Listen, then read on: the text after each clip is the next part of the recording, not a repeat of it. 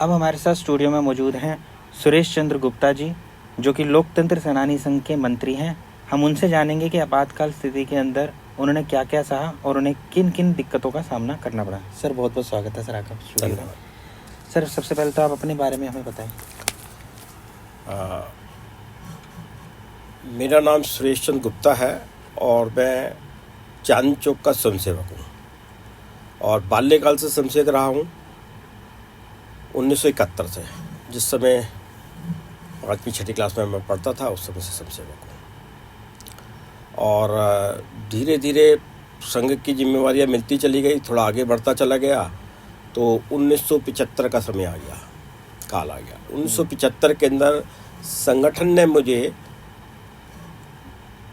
प्रथम वर्ष करने के लिए भेजा।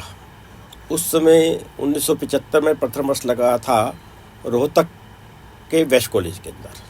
मैं प्रथम वर्ष के लिए गया था और लगभग 25 दिन संघ शिक्षा वर्ग में मुझे हो गए थे प्रशिक्षण प्राप्त करते हुए।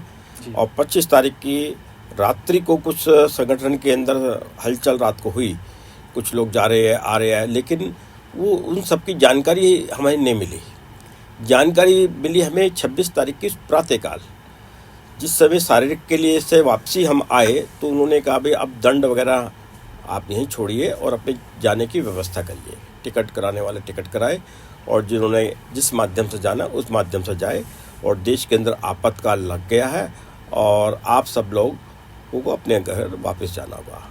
आपातकाल का मैंने उस समय मतलब समझा कि जो हम स्वतंत्र रूप से अपने विचार व्यक्त करते हैं उन विचारों को हम व्यक्त नहीं कर सकते, सरकार की आलोचना नहीं कर सकते, अपने मन मुताबिक किसी प्रकार की भी योजना को या कार्यक्रम को या समाज के बीच के अंदर हम जा नहीं सकते, उठ नहीं सकते, अपनी बात नहीं रख सकते।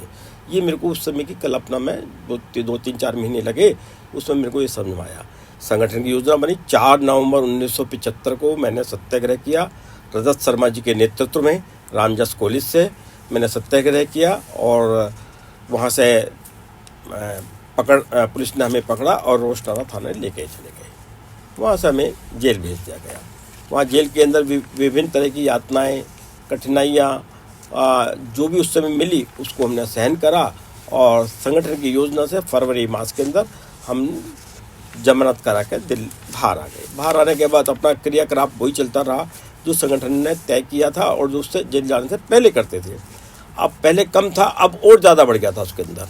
रात को भी करना, दिन में भी करना, दोपहर में भी करना, लोगों से मिलना भी, पर्चे भी बांटना, समाज को तानाशाही के खिलाफ जागृत करना, ये सब क्रियाकलाप चल रहा था। मेरी आयु छोटी थी, 16 साढ़े 16 साल का मैं बालक था, तो बहुत ज़्यादा मेरी सोच इस मामले में नहीं थी, लेकिन संगठन जो आदेश देता था मैं उसका पालन अवश्य करता था।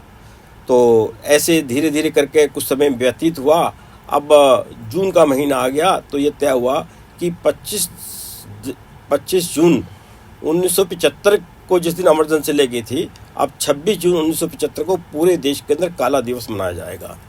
उस काला दिवस को मनाने के लिए 23 जून 1975 को हमारे को आदेश हुआ पूरे क्षेत्र के अंदर तानाशाही के खिलाफ पर्चे लगाने हैं, पोस्टर लगाने हैं, बैनर लगाने हैं, जो भी क्रियाकलाप कर सकते हैं उसके खिलाफ काम करना है। हम 3 जनों ने अपना 3 जनों की टोली बनी। उस टोली के अंदर एक मैं था, एक पवन था, एक चंद्रभूषण था। हम तीनों ने पूरे चांदनी चौक के अंदर तानाशाह की आखिरी जगह इंदिरा गांधी को सीखे में दिखाया गया था, वो पोस्टर पूरे चांदनी चौक के अंदर लगाए। आखिर के अंदर प्रातःकाल सुबह से 5 साढ़े 4-5 बजे के आसपास हमने रात लगाने के बाद पुलिस को इन्फॉर्मेशन मिली भी कुछ लोग इस तरह की कार्रवाई कर रहे हैं, तो पुलिस ने हमें चारों तरफ से चांदनी चौक बल्ली मारन के बाहर हमें गिरफ्तार किया और थाने ले जाके हमारी खूब पिटाई, 3rd डिग्री इस्तेमाल करा गया। जितना भी वो कर सकते थे थाने में, कोर्ट में हमें पेश किया गया। कोर्ट में से हमारा 1 सप्ताह का रिमांड लिया गया। 1 सप्ताह का रिमांड लेने के बाद उन्होंने हमारे साथ जो अत्याचार किए, अमानवीय तरह के, जिसे व्याख्यान करना भी उचित नहीं लगता, संभव नहीं लगता, बुरा लगता है कि इस तरह का कि अमानवीय के व्यवहार किया गया। मारा पीटा, उल्टा लटकाया, जो भी कुछ कर सकते थे वो उन्होंने हमारे साथ किया और उसके बाद जेल भेजा गया। जेल के अंदर हमारे को मीसा लगाया, जो कि मेरी उम्र उस समय 16.5 साल की थी और जो मीसा लगता था वो 18 साल के ऊपर के व्यक्ति के ऊपर बिल्कुल। लगता था, जो कानून था इंदिरा गांधी का बनाया, तो वो उसका पालन न करके मेरे को 16.5 साल की उम्र के अंदर मीसा लगा कर जेल में बंद कर दिया गया। अब जेल में रहते हुए अनेक लोगों से संपर्क आया, बड़े बड़े लोग थे वहाँ पे, लाला हंसराज जी गुप्त थे, मदन लाल जी खुराना थे, सत्यनारायण जी बंसल थे, गुरुदत्त जो बड़े राइटर हुए वो भी जेल के अंदर थे, पीएन लेखी जो बहुत बड़े वकील है वो भी जेल के अंदर थे, अरुण जेटली जो बहुत बड़े राजनीतिज्ञ है वो भी जेल में थे, विजय भाटिया वो भी जेल में थे, और मेरे अन्य साथी लगभग 250-300 लोग हम मीसा के अंदर बंद थे, जो मेरे साथ रहते थे, उठते बैठते थे। हम लगभग 10-11 महीने इकट्ठे रहे मीसा के अंदर, और उसके बाद फरवरी मास के अंदर जिस समय जनता पार्टी की सरकार बनी तो उस समय हमारे को बाहर निकाला गया, तो हम बाहर आए।